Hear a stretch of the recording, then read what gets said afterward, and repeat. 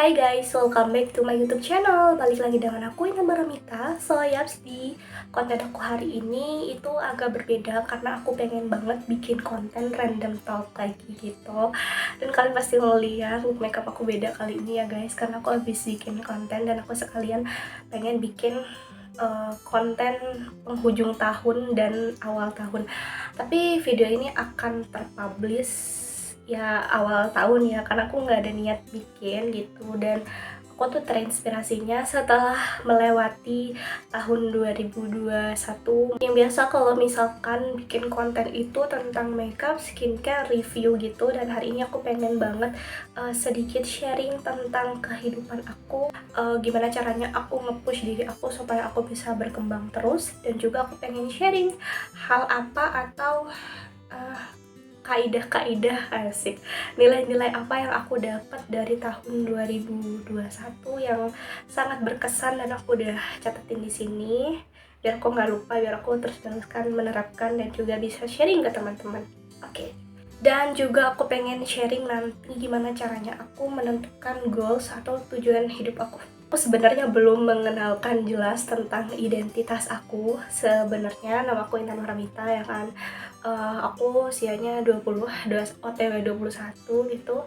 Kesibukan aku ya beauty content creator, asik. Kayak itu nama terlalu tinggi untuk aku gitu ya. Tapi aku menyebutnya sebagai orang yang suka bikin konten beauty enthusiast aja gitu ya kan. Dan aku memulai membuat konten itu di tahun 2020 akhir, 2021 anggap lah ya. Aku memulai bikin konten itu di 2021.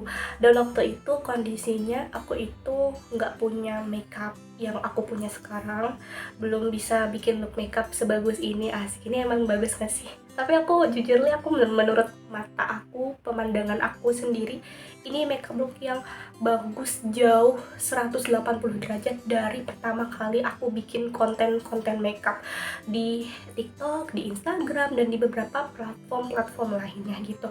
Karena sampai sekarang video-video aku itu aku nggak hapus, itu akan jadi sejarah dalam hidup aku gitu. Langsung aja kita mulai dari hal apa sih yang aku dapetin dari 2021 gitu. Pelajaran hidup istilahnya, asik. Yang pertama, hal yang aku baru dapetin, dan ini aku dapetin di penghujung tahun, yaitu katakan oke kalau kamu lagi nggak baik-baik aja gitu. Di pikiran kecil kita itu terkadang ngomong, wah cuman gitu doang, masa udah ngeluh, mah cuman gitu doang, masa udah sedih, cuman gitu doang. Nah itu kenapa ya? Karena dari kecil itu kita dituntut untuk menjadi seseorang yang sempurna, makanya kita selalu berusaha untuk baik-baik aja, padahal kenyataannya kita lagi nggak baik-baik aja. Kita terkadang sering banget membohongi diri kita sendiri gitu. Dan yang aku dapetin dari tahun 2021 yaitu nggak perlu kita membohongi diri kita sendiri. Kalau emang diri kita tuh lagi sedih aja. Kalau diri kita itu merasa insecure, diri kita itu merasa tidak sempurna, ketika diri kita itu merasa nggak bisa apa-apa, ya akui, it's okay, nggak apa-apa ketika kamu tidak punya apa-apa, ketika kamu tidak menjadi apa-apa. Akui kalau kamu itu memang lemah, jujur sama diri sendiri. Dan ketika kamu lemah itu nggak apa-apa gitu, kelemahan dari diri kamu itu normal lah gitu, kayak gitu istilahnya, kayak gitu.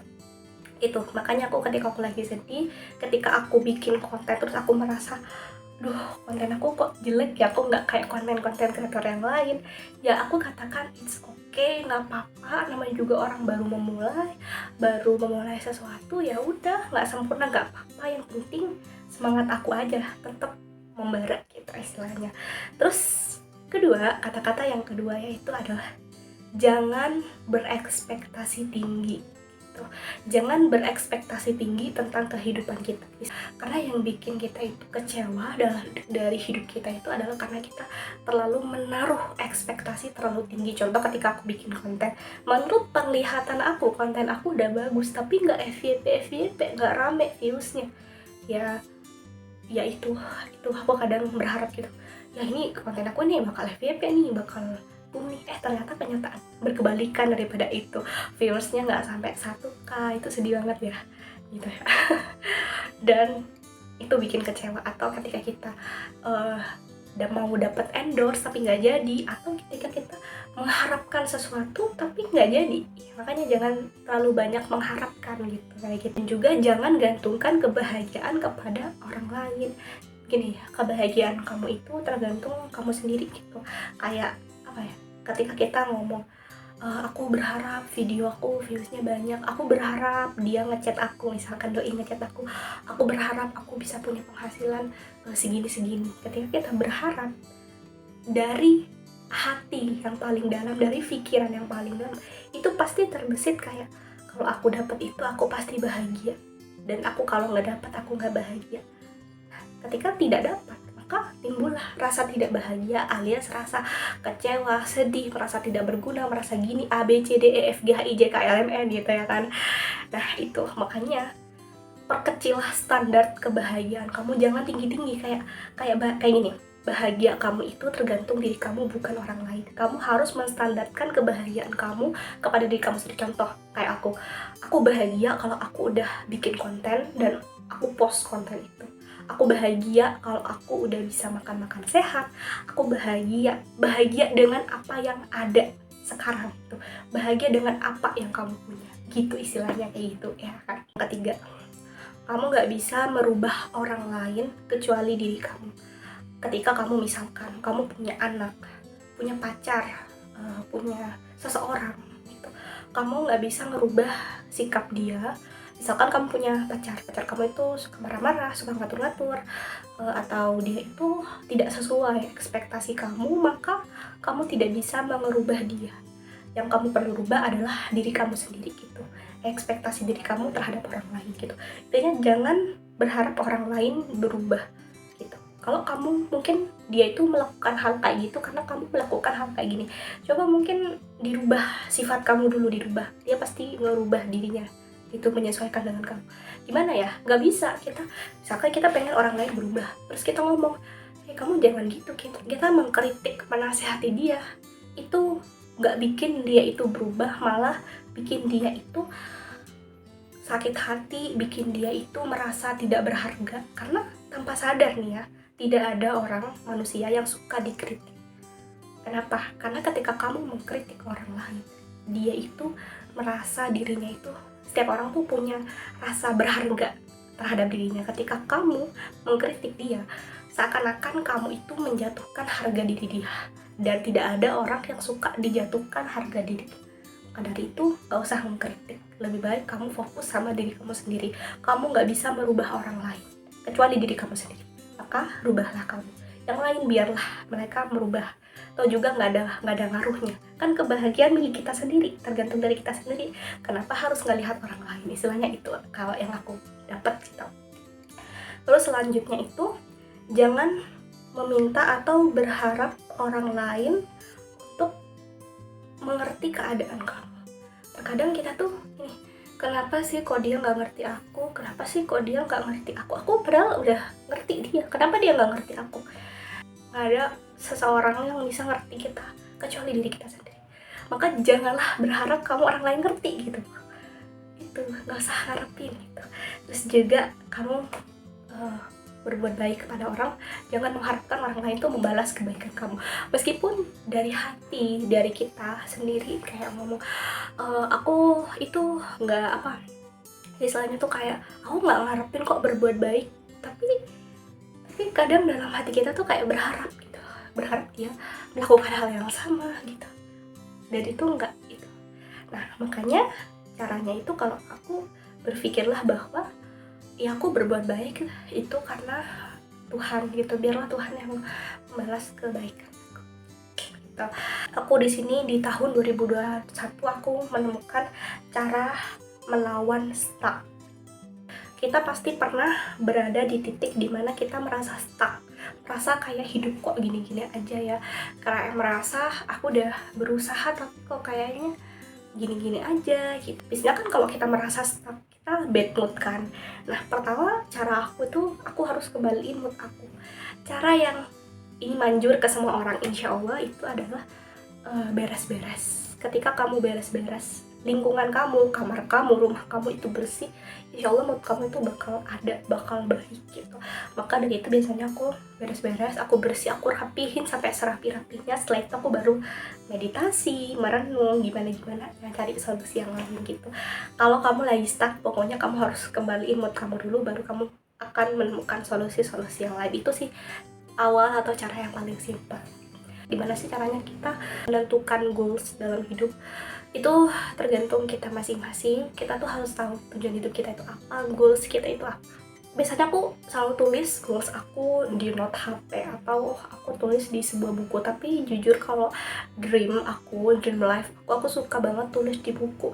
Pokoknya kalian kalau bikin dream life, kalian tuh harus bikin sespesifik mungkin gitu. Kayak apa spesifik.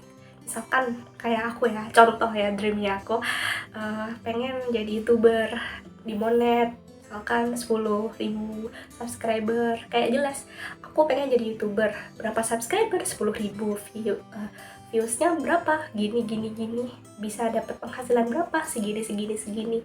Terus kapan itu mau dicapai dan gimana caranya. Setelah kamu udah bikin tuh dream kamu harus cari actionnya. Kamu harus apa sih yang harus aku lakukan gitu untuk aku mencapai ini gitu. Kayak gitu. Aku biasanya aku tulis ya. Nah, setelah aku tahu aku mau melakukan apa, biasanya aku itu nggak fokus lagi sama dream aku yang pengen aku capai, nggak fokus sama hasilnya, tapi aku tuh fokusin sama apa yang harus aku lakukan, apa yang harus actionnya tuh apa aja gitu. Jadi fokus sama actionnya gitu guys. Terus gimana sih caranya aku ngembangin diri aku, nge-push, nge-improve diri aku? Yang pertama yaitu kita harus mengimprove mindset kita dulu. Kita harus punya mindset yang bener gitu. Terus gimana cara ngerubah mindset kita supaya mindset kita bener? Yaitu biasanya aku baca buku-buku self improvement.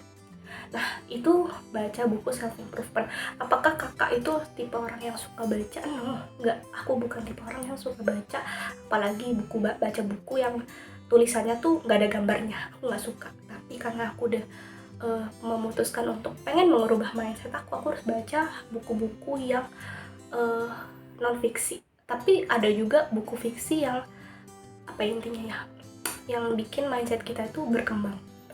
Tapi lebih oke sih sama buku-buku kayak contoh ya, buku Sebuah Seni Bersikap Bodo Amat. Itu aku suka banget. Itu kan non fiksi kan, meskipun itu tuh kayak nggak nyambung sih awalnya, tapi aku terusin baca. Pokoknya aku membiasakan diri untuk baca buku minimal 10 menit per hari. Dan aku biasanya catat di note apa sih yang aku dapat dari 10 menit itu. Di misalkan dapatnya satu kata-kata, nggak apa-apa, diingat langsung dipraktekin gitu. Kayak gitu sih. Karena gini, kita nggak bakal bisa ngerubah perilaku kita kalau mindset kita tuh belum benar. Jadi mindset dulu yang harus dirubah. So, segitu aja videonya. Kayaknya agak panjang ya kan? Nggak apa-apa guys, pokoknya thank you. Semoga bermanfaat video aku. Semoga kalian bisa semangat setelah nonton video ini. Dan jangan lupa tekan tombol subscribe di bawah ini dan nyalakan loncengnya, supaya kamu tidak ketinggalan random talk lainnya dan video-video aku lainnya. Dan juga kalau kamu suka dengan video ini, jangan lupa tekan tombol like, comment, share juga. Oke, thank you. See you next time. Bye-bye.